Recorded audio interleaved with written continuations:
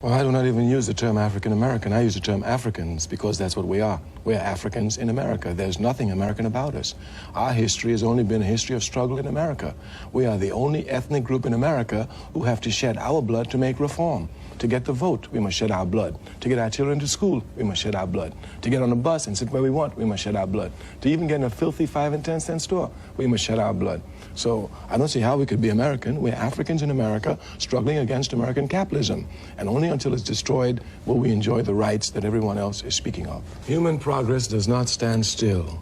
It moves. We came here as Africans. One of the first organizations we had fighting for us is known as the Free African Society. The very first independent organization we had in this country was the church. It was known as the African Methodist Episcopalian Church.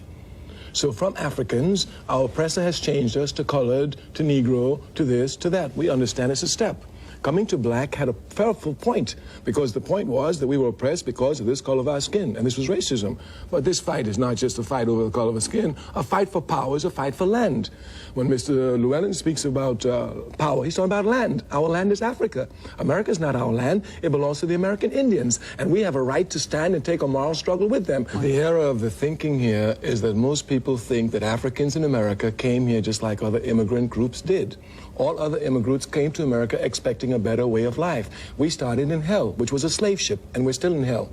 This incorrect assumption makes it appear as if we've made a contribution with our culture. Our culture has been trampled upon, not the others. Any contribution we've made to America is the test of the strength of our culture in spite of this oppression. We are Africans, and that's exactly where we're going. In your view, is that where you end it? Is that where it stops? The content was African. The label has been changed to confuse us.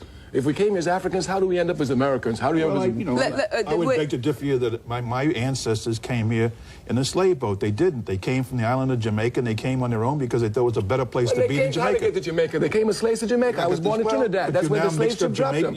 We're all slaves. Right. We're all slaves. We can't solve this one. Jamaica. Who did you decide to drop in Jamaica? The white man dropped you in Jamaica and brought you to Mississippi. Right. So you don't define yourself by the enemy? No, I define myself as the fighting places where I'm at. Not where I used to be or where I thought I was. So if you were fighting on a slave ship, so if you're fighting on a slave ship, we fought on the slave ships. We fought on the slave ships. Did you call yourself a warder?